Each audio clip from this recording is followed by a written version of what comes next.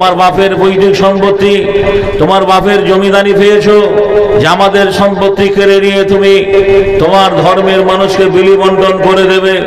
মুসলমানদের এক তিল পরিমাণ রক্ত থাকতে এই বাংলার মাটিতে, গোটা ভারতবর্ষের মাটিতে ওয়াকফ সম্পত্তি মুসলমানরা ছেড়ে দেবে না।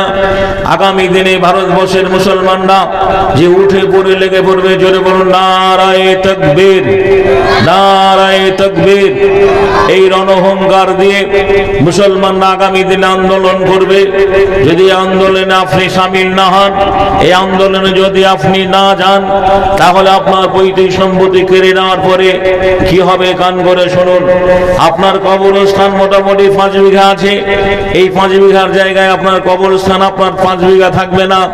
সরকার তাদের আইন এনে ওখানে আপনাকে 5 কাঠা জায়গা দেবে, যে বিশিয়া গ্রামের জন্য 5 কাঠা জায়গা বরাদ্দ করা হলো, এই 5 কাঠা জায়গার মধ্যে তোমাকে কবরস্থ করতে হবে। বুদ্ধরে আমার ভাইরা আমার, কথাটা ভেবে দেখেন যে আজকে শুধু মসজিদ, মাদ্রাসা, খানকা, দরগা বলে নয়, যে সমস্ত ওয়াকফ সম্পত্তি ফি সাবিলিল্লাহ আল্লাহর রাস্তায় দান করে দিয়েছিল, সেই সম্পত্তির উপরে হাত দিয়েছে, বিল পাস হয়ে গেছে। এই সম্পত্তি আপনার আর অধীনস্থ থাকবে না, সরকার তত্ত্বাবধান করবে, সরকার দেখাশোনা করবে। সরকার কি করবে না করবে সেটাখানে আপনার বন্ধুরে আমার মাথা গলাবার কোনো থাকবে না, জায়গা থাকবে না।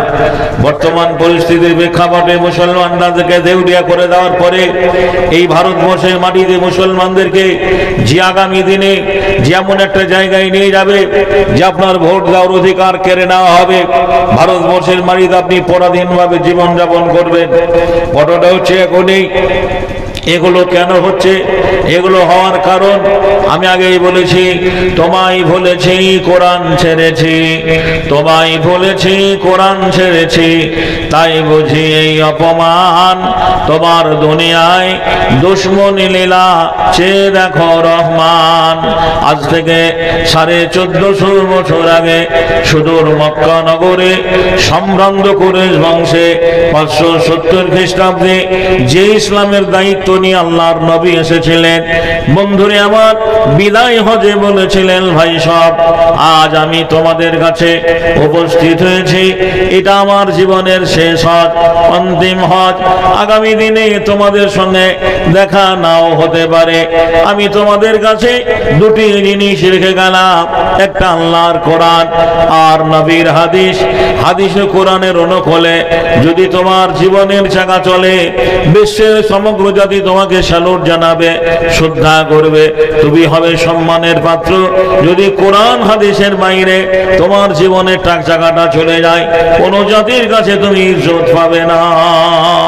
বর্তমান পরিস্থিতি আজকে তাই হয়েছে, আমরা মুসলমান ইসলাম থেকে সরে গেছি, দিন থেকে সরে গেছি।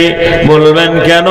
আমরা তো নামাজ পড়ি, রমজান মাসে রোজা রাখলাম, তাও কেন দিন থেকে সরে গেছে? ভাইরা আমার, বন্ধুরে আমার, একটার পর একটা আপনাদের সামনে তুলে ধরা হবে। আমরা এখনো কি পরিপূর্ণ মুসলমান হতে পেরেছি? না আংশিক মুসলিম। হাই মুসলমান, ঠিক রাখো ঈমান, দিন ইসলাম যেন ডোবে না। আজ আমাদের ওয়াকফ সম্পত্তি মুসলমানদের কাছ থেকে হাতছাড়া হয়ে গেল। যে হাতছাড়া হয়ে গেল, জানি না এই সম্পত্তি মুসলমানরা আবার ফিরে পাবে কিনা। তবে যত সম্ভব না ফিরে পাওয়ার কথাই যে বেশি। আপনার বলবেন কেন? আমাদের গায়ে টিএমসির জামা আছে, আমাদের গায়ে কংগ্রেসের জামা আছে, আমাদের গায়ে সিপিএম এর জামা আছে। জোরে বলেন ঠিক না বেঠিক?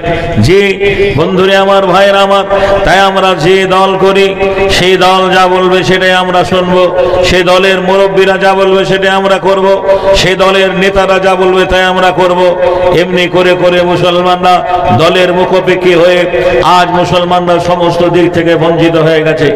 আপনারা জানেন পশ্চিমবাংলায় যে 26,000 বছর কি বলছেন 26,000 কি বলছেন আমরা চাকরি ক্যান্সেল করে দেওয়া হয়েছে। ওরা অল বাংলায় 24,000 যে আপনার যারা সরকারি চাকরিজীবী মাস্টার পেয়েছিলেন তাদের চাকরি ক্যান্সেল হয়ে গেছে। আগামী দিনে 35,000 যে প্রাইমারি স্কুলে চাকরি ক্যান্সেল করা হবে। বলুন, এমনিতে বেকারত্ব বেড়ে আছে দেশে, কি বলছেন কলকারখানা বন্ধ, কি বলছেন কোনো রকমের নেই। আজ মুসলমানরা শুধু একটু বড় হলেই পরে চেন্নাই, বোম্বাই, দিল্লি, গুজরাট, পাঞ্জাব বিভিন্ন দেশে রাজমিস্ত্রি সূত্রে কর্মসংস্থান দ্বারা করে। পশ্চিমবাংলায় কোনো কাজ নেই, পশ্চিমবাংলায় কোনো কর্ম নেই। যে আজ তবু আমরা সেই বন্ধুরা আমার দলকে ভালোবাসি, তবুও সেই দলের পিছন পিছন ঘুরে বেড়াই। আমার রাজনীতি করার বক্তব্য আমার পেশা নয়, আমি এটা বলতে আসিনি। আমি বুঝাতে এসেছি আপনাদেরকে যে আপনার সম্পত্তি কেড়ে নিয়েছে, সেই সম্পত্তি আপনার সম্পত্তি আপনাকে আদায় করে নিতে হবে। যে আপনার জমি কেড়ে নিয়েছে, এই জমি আপনার জমি আপনাকে আদায় করে নিতে হবে। এটা আপনার মাথায় থাকতে হবে, এটা আপনার মাথায় ঢোকাতে হবে। বন্ধুরে আমার, ভাইয়ের আমার, আমি এই বিষয়ে আলোচনা করব না, আর আলোচনা করার প্রয়োজনও মনে করিনি। আপনারা এই হ্যান্ডবিলে, এই লিফলেটে যে নামগুলো দেখেছেন, যে বক্তাগুলোর প্রচার আপনারা শুনেছেন, ধারাবাহিকভাবে মাগরিব থেকে নিয়ে যারা বক্তব্য রাখলেন, এরা প্রত্যেকে ওয়ারিসান সূত্রে মুসলিম, জন্মসূত্রে মুসলমান, বংশ পরম্পরা মুসলিম। এদের বাপ মুসলমান, মা মুসলমান, দাদা মুসলমান, পরদাদা মুসলিম। আমি অমুসলমানের ছেলে। ভাইরা আমার, ছোট্ট করে একটু আলোচনা করব।